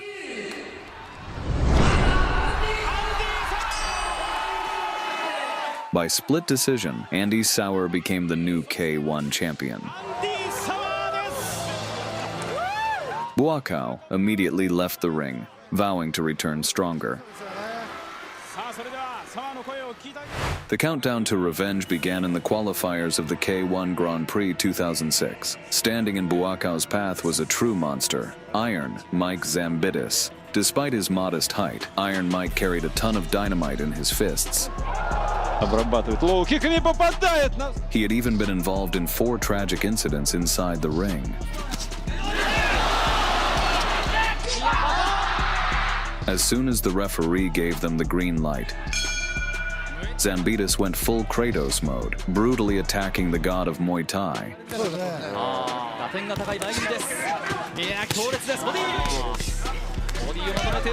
Knowing that any touch from Mike could be fatal, Buakaw kept his distance, bombing him with nuclear kicks.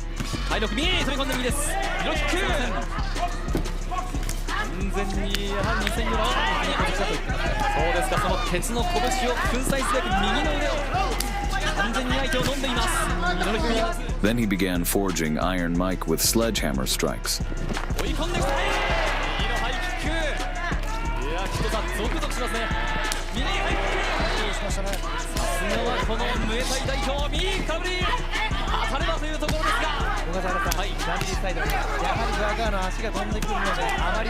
By unanimous decision, the White Lotus claimed victory. Next, Parr bulldozed through the playoff bracket and secured his ticket to the final with ease. And fate's gift to Banchamek was his old nemesis, Andy Sauer. K1 World Max. The hour of reckoning had arrived. Buakaw was ready to prove that his previous loss was just a misunderstanding. The Thai raised the temperature and began to devour Sauer.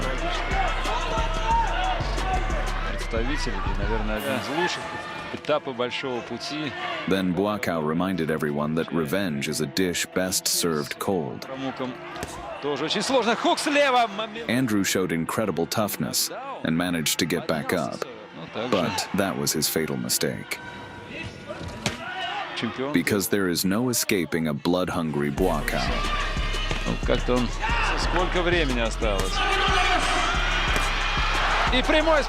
With one strike, Parr proved why they call him the god of Muay Thai. At just 24 years old, Buakaw became the first two-time champion of the world's best organization, becoming a true star not only at home, but globally. Buakaw was going to return stronger, but his misfortunes weren't over yet. Storming into the semifinals of the next Grand Prix, Buakaw ran into Yoshihiro Sato. Perhaps Buakaw habitually already saw himself in the final, but fate had other plans. Так все и надо делать. Вот, обратите, вот переиграет железно. Проверить своего оппонента, что он будет постоянно бить его как раз вот этим эгерем. И вот, домолачивал. Dominating for 3 rounds and destroying his opponent, he rushed recklessly into attack and ran straight into a fatal counter. Опа! Вот это да!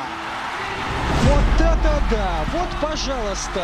Вот вам несокрушимая тайская скала! For the first time, the god of Muay Thai lost by knockout and became mortal. Не знаю, любой... After this upset, Buakaw clashed with his home gym over the greed of its owners, who wanted full control of his image rights. As the contract was terminated, the White Lotus was hit with a $3 million debt, and by coincidence, his K1 career ended. However, the Sports Authority of Thailand sided with the legend, quickly resolved the conflict, and allowed Buakaw to compete under the surname Banchamek. After leaving K1, the White Lotus continued his journey back in his homeland, now competing in Muay Thai. There, Buakaw mass-produced spectacular knockouts, stacking his opponent's jaws into mountains.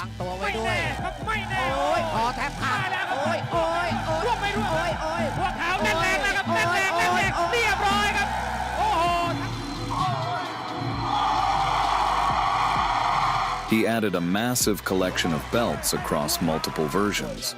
Then Buakaw set his sights on conquering China, signing with the leading Chinese promotion Kunlun Fight, where unlike K1, more than one strike in the clinch was allowed. In his debut, he faced the promotion's dark horse, Gu Hui. From the start, the White Lotus showed the local promotion star the difference in levels.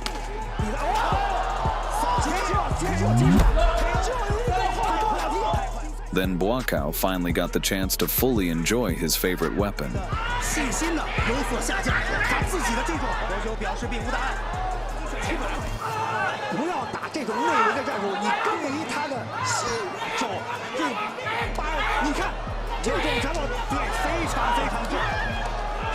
In the end, he easily dismantled the hometown hero and continued conquering the Chinese league. Rolling over everyone like a bulldozer, he flattened the entire elite of the Chinese promotion.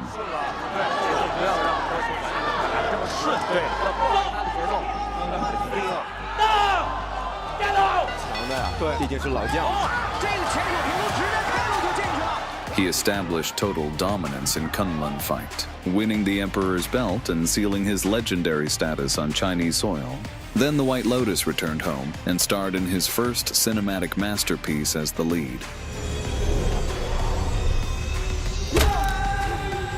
After demolishing every major world tournament and conquering every prestigious promotion, Buakaw realized he had nothing left to prove and retired from professional competition.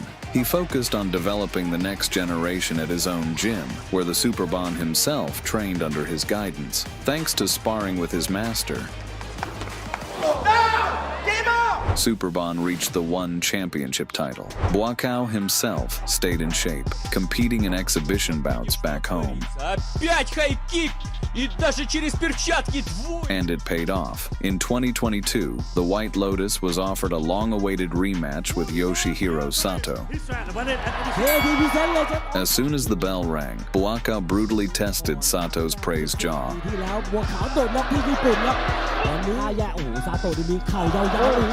Then he treated him to his signature high-caliber kicks.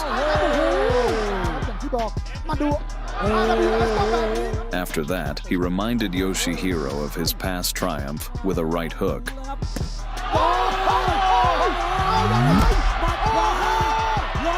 Showing the Japanese fighter the true beauty of Thailand. Buakaw Banchamek is rightfully one of the greatest strikers of all time. He is living proof to every child in Thailand that you should never give up. That's it from us. Thanks for watching. Don't forget to subscribe and leave a comment. This is Boxing Game. See you soon.